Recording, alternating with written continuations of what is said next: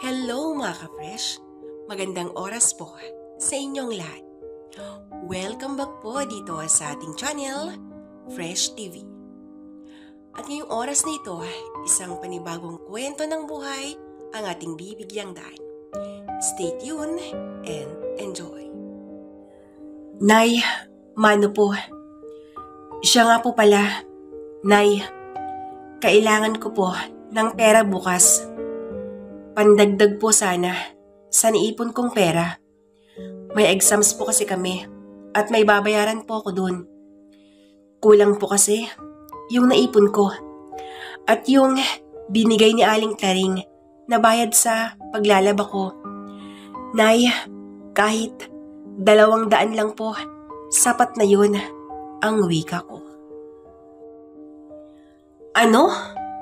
Kailangan mo ng pera?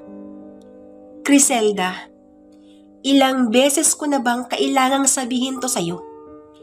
Tumigil ka na at mag-focus ka na lang dito sa paglalabandera. Yung 200 na hinihingi mo, kung meron man ako niyan, hindi ko ibibigay sa'yo. Dahil mas kailangan natin ang bigas kaysa kung ano pa dyan. Kaya ikaw, Criselda, alisin mo na sa isip mo ang pag-aaral dahil ako na mismo ang nagsasabi sa iyo. Wala kaming pera ng tatay mo. Hindi mo ba nakikita ang hirap ng ating pamumuhay? Yung tatay mo, nangangalakal lang siya sa basura. At ako, tingnan mo, naglalabandera ako. Hindi lang ikaw ang anak namin. May mga kapatid ka pa. Kaya, pwede ba magbihis ka na dun at mula bukas, huwag ka nang pumasok. Walang silbi ang pag-aaral na yan. Ang galit na sabi ng aking ina.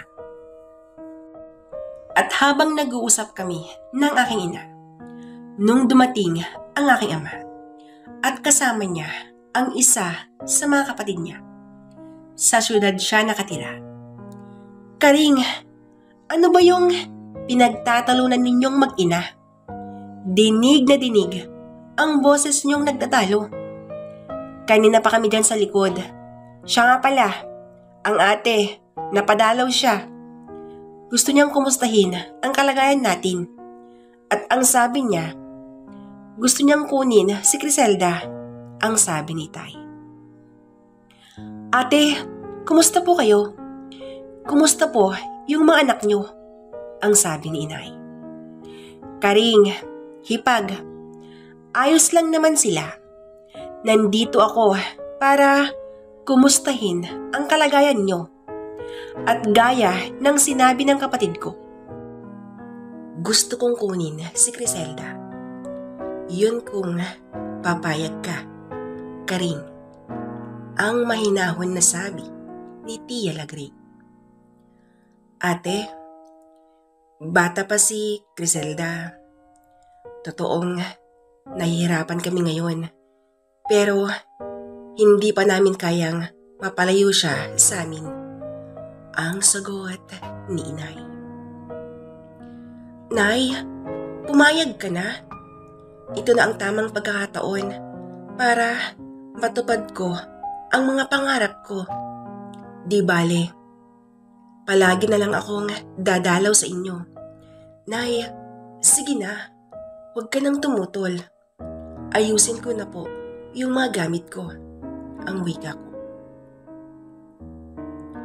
Hindi ko na pinakinggan ang sasabihin ni Inay dahil sa kagustuhan kong makapagtapos sa pag-aaral.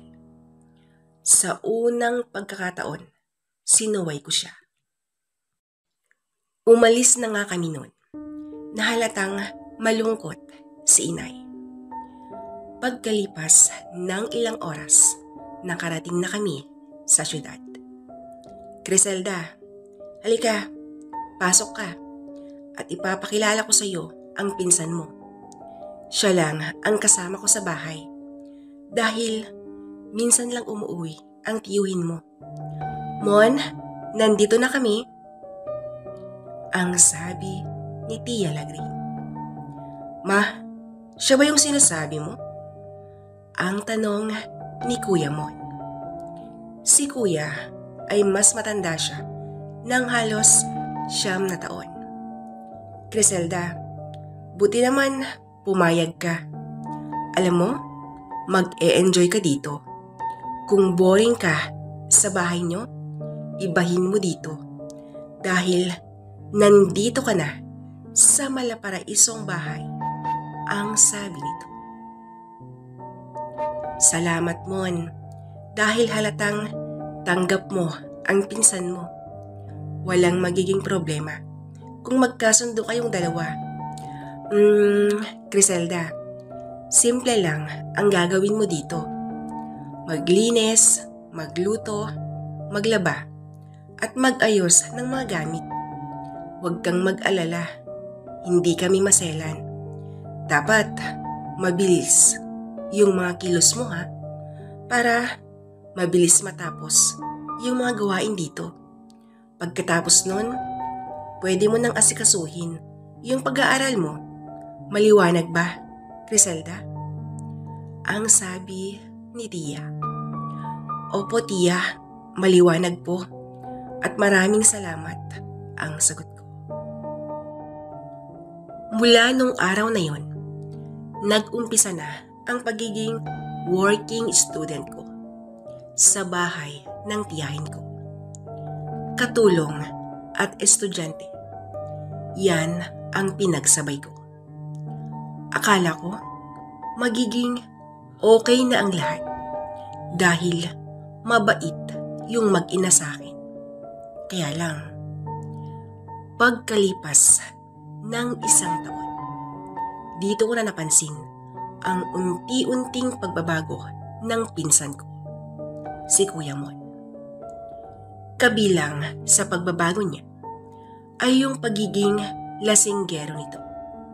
Yung tiyahin ko naman, sinukuan na rin niya dahil sa pagiging matigas ang ulo niya. Hanggang dumating yung isang araw na hindi ko makakalimutan at hindi ko inaasahan. Nasa kusina ako noon habang abalang-abala sa pagluluto. Naramdaman ko na lang bigla yung katawan ng pinsan ko. Nagpumiglas ako at pilit ko siyang iniiwasan. Kaya lang, mas nanaig pa rin ang lakas nito. Nagtagumpay siya sa kanyang masamang plano. Umiiyak akong pumasok sa kwarto at naratnan ako ng tiyahin kong nagmumukmok at umiiyak. Criselda, ano ang ibig sabihin nito? Kinuha kita dito sa bahay ko para may tumulong sa akin, para kaagapay ko sa mga gawaing bahay. Pero ano tong ginawa mo? Nilandi mo ang pinsan mo. Criselda, baka nakalimutan mong pinsan mo ang anak ko. Bakit? Sobrang katina ba? Kaya mo pinakamot sa pinsan mo? Nagtiwala ako sa iyo, Criselda. Pero sayang ang pagtitiwalang binigay ko. Ang galit na sabi ng tiyahin ko. Tia, kung ano man po ang sinabi ng anak mo, binabaliktad niya po ang nangyari. Dahil ang totoo niyan, ginahasan niya ako. Nanlaban ako, pero mas nanaig ang lakas niya dahil lalaki siya. Tia, magdahan-dahan naman sana kayo sa mga sinasabi niyo. Huwag kayong maging bias. Huwag lang sana yung anak mo ang paniwalaan mo. At isa pa, alam na alam mo ang ugali niya. Sobra naman kayo kung makapanghusga. Nangati ba talaga, Tia? Ang sagot ko. Hoy, Criselda, huwag mo akong masagot-sagot ng ganyan. Baka nakakalimutan mong nasa loob ka ng pamamahay ko. Walang utang na loob, wala kang modo. Lumayas ka na. bago pa magdilim ang paningin ko. Layas ang sigaw nito. Umalis nga ako sa bahay ni Tia. Walang direksyon yung mga pako. Hindi ko alam kung saan ako pupunta. Pumunta ako sa terminal. Kahit hindi ko alam kung saan ba ako pupunta. At habang nasa terminal ako, may isang lalaking lumapit. At ang sabi niya, "Miss, may hinihintay ka ba? Kanina pa kasi kita napapansin na. Parang balisa ka. At yung mukha mo, halatang may problema." Ang tanong nito. Ano bang pakialam mo? May problema man ako o wala kang pake. Kaya, pwede ba? Huwag kang lumapit sa akin. Hindi ko kailangan ang tulong mo. Ang galit na sabi ko sa kanya. Ang sungit mo naman, miss. Alam mo, maraming loko-loko sa lugar na to. Nakikita mo ba yung mga lalaking nag-uumpukan doon sa gilid na yon? Sila lang naman yung mga bad boys dito sa lugar na to. At tingnan mo, halatang may ginagawa silang hindi maganda. Sige, kung talagang hindi mo kailangan ang tulong ko, pasensya ka na, maiwan muna kita, ang sagot niya. Magtataray pa sana ako nun. Kaya lang, bigla akong nakaramdam ng takot dahil sa mga sinabi niya. At dahil na rin sa mga nakikita kong ginagawa ng mga kalalakihan. Ang sabi ko sa lalaki na yun, "Teka, huwag ka munang umalis. Sorry, pasensya na. Sa katunayan, hindi ko mo alam kung saan ako pupunta. Dahil pinalayas nila ako. Natatakot akong umuwi sa mga magulang ko dahil alam kong sinabi na ng tiyahin ko ang nangyari. Biktima ako ng pang-aabuso. Minolestya ako ng pinsan ko. Tapos ang ending, ako pa yung masama. Binaliktad niya ang sitwasyon. Sinabi niyang inakit ko siya. Kaya niya nagawa yun. Hindi man lang nakinig yung tiyahin ko. Naging bias siya.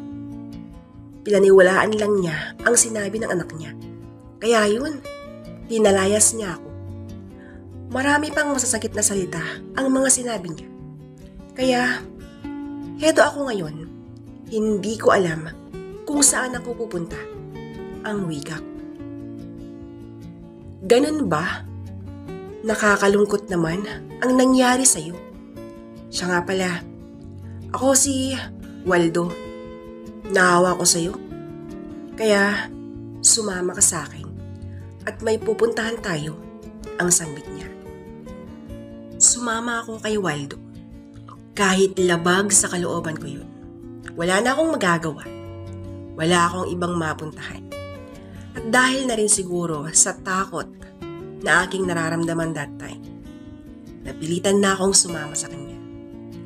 At pumunta kami sa isang bahay inuman. Waldo, anong ginagawa natin dito? Ang tanong ko. Dito ka na magtrabaho. Malaki ang sahod dito. Lalo na at bata ka pa. Siguradong mag-aagawan yung mga customer sa'yo, ang sambit niya. Huwag, ayoko dito, Waldo. Maghahanap na lang ako ng ibang trabaho, ang sagot ko. Ha? Ayaw mo?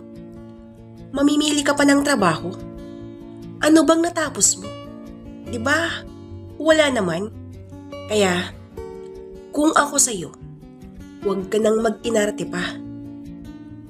Ano pa ba ang iniingatan mo, Criselda? Hindi ka na malinis na babae. Kaya, kung ayaw mong pulutin ka sa kangkungan, huwag kang mag-inarte. Sige na, ayusin mo ang sarili mo. at papalapit na ang may-ari sa club na to. Ang sagot ni Waldo. Oh, Waldo, bilib naman ako sa'yo. Kahapon, nakailang babae ka na. Ngayon, wow, ayos ah. Halatang fresh ang kasama mo, Waldo. Ang sabi ng isang babaeng lumapit sa amin. Mamita, diskarte lang po ang kailangan para makarami. Nasaan na pala ang komisyon ko? Hinihintay na ako ng mga kasama ko sa labas. Ang sabi ni Waldo. Tumingin ako sa labas. Namukhaan ko kung sino yung mga sinasabi niyang kasamahan niya. Sila yung mga lalaking nakita ko sa terminal. Yung sinabi niyang masasamang mga tao. Doon ko na lang napagtagpi-tagpi ang makaganapan. Siya yung lalapit sa mga babaeng walang kaalam-alam at tatakutin niya ito para sumama sa kanya. Ang sama niya, walang kasing sama. Yung inaakala kong may kakampi na ako, hindi naman pala. Dahil siya pala ang taong maglalagay sa akin sa sitwasyong ikakasira ng buhay ko. Gusto kong mag-back out noon, pero wala akong ibang mapuntahan, kaya pumayag na ako. Waldo, anong pangalan ang kasama mo? Ang tanong ni Mamita. Mamita, siya si Griselda. Griselda, siya si Mamita. Siya yung may-ari sa club na to. Siya nang bahala sa'yo, ang sabi ni Waldo. Sige na, Waldo, kunin mo na to. Alam kong marami ka pang dapat gawin. Sige na, salamat, ang sambit ni Mamita. Nung time na yon, nakita kong may iniabot siyang sobre kay Waldo. Alam kong pera ang laman nun. Komisyon kung tawagin. Griselda, halika, sumama ka sa akin. Nakikita mo ba yung mga babaeng nasa tabi ng customer? Ganyan ang gagawin mo. Maliit lang ang sahod yung mga yan. Pero kung gusto mong malaking kita, sumama ka sa mga customers. Papaligayahan mo lang naman sila eh. Bata ka pa at sariwa. Siguradong marami ang magkakagusto sa iyo. O heto ang mga damit na susuotin mo. Magbihis ka na dun ha, at magpaganda. Mag-umpisa ka na, ang sabi niya. Kinuha ko nga yung mga damit na binigay ni Mamita. At gaya ng sinabi niya, nag-umpisa na akong magtrabaho. Wala na akong dangal dahil sa kahayupan ng pinsan ko. Kaya tuluyan ko na itong sinira. Nasilaw ako sa kinang ng salapi. Hindi lang ang pagiging waitress ang pinasok ko. Naging babayaran akong babae. Binabayaran para paligayahin ang mga lalaking takam sa laman. Pero kahit ganon ang nangyari sa buhay ko, hindi ko pinagsawalang bahala ang kagustuhan kong makapagtapos sa aking pag-aaral. Nagsumikap ako at itinago ko ang pagiging isang babayaring babae. Naawa ko sa aking sarili dahil hindi yon ang pinapangarap kong buhay. Ngunit nangako ako sa aking sarili. Sa abot ng aking makakaya, pilitin kong tapusin ang naumpisahan ko. At dahil na rin sa pagbebenta ko ng katawan, sa awa ng Diyos, nakapagtapos ako sa aking pag-aaral. At sa aking pagtatapos, dito ko nakilala ang isang lalaking handang tumanggap sa akin. Isa itong biyudo at may kaya sa buhay. Yung mga anak niya, nasa ibang bansa na silang lahat. Nagkaroon ako ng lakas ng loob para magtiwala sa isang lalaki. Dahil na rin sa kabutihang pinapakita niya, hindi nagtagal, sinagot ko na si Mike. Para akong nabunutan ng tinik sa dibdib nung sinabi niyang aalis na kami sa lugar na yon. At ang sinabi niya, uuwi na daw kami sa aming probinsya. Takot at saya ang naramdaman ko noon. Takot ako dahil ilang taon na ang lumipas, hindi ako nagpakita sa mga magulang ko. Natutuwa naman ako dahil aalis na ako sa isang napakalalim na putikan na aking kinalulugmukan. Ngunit, yung takot na aking nararamdaman, biglang napalitan yon ng saya. Dahil hindi man lang ng masasakit na salita mula sa mga magulang ko. Labis-labis yung kasasalamat nila. Nakita nila ako. Ang buong akala daw nila, patay na ako. Sinabi ko sa mga magulang ko ang nangyari nung nandun ako sa bahay ng tiyahin ko. Nagalit silang dalawa, lalong-lalo na yung aking ama. Nung narinig niyang ginahasa ako ng pinsan ko. Hindi na siya nagdalawang isip. Nung araw ding yun, sumugod ang ama ko sa bahay ng tiyahin ko.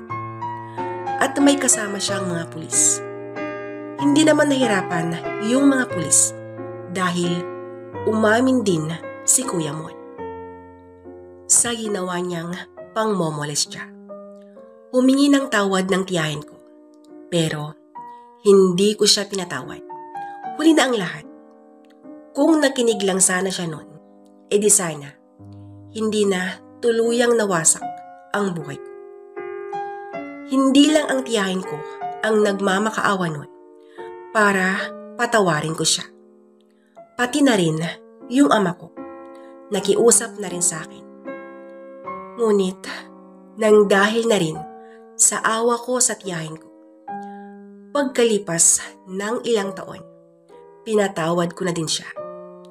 Bumalik nga kami sa dati, yung samahan namin, kahit na nakakulong pa rin ang anak niya.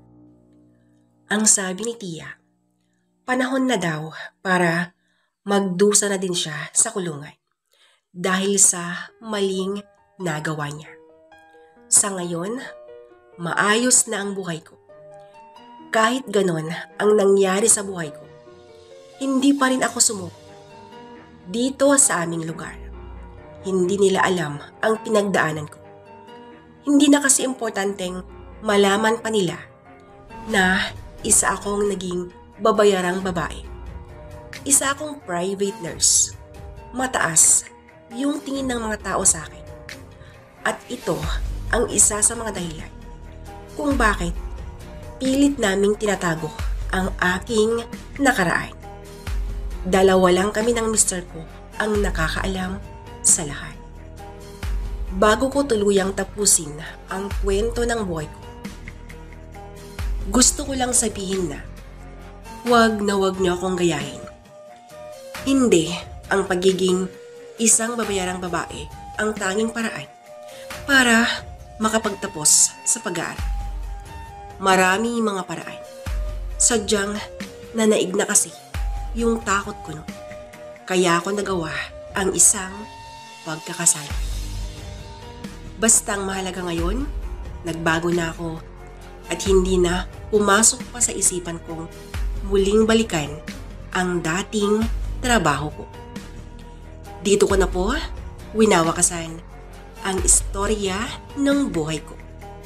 Lubos na nagpapasalamat, Criselda. At yan po, mga ka-fresh, ang kwento ng buhay mula kay Criselda. Sana po ay nagustuhan po ninyo. Hanggang sa muli. Maraming salamat po sa inyong walang sawang pagkikinig. God bless us all.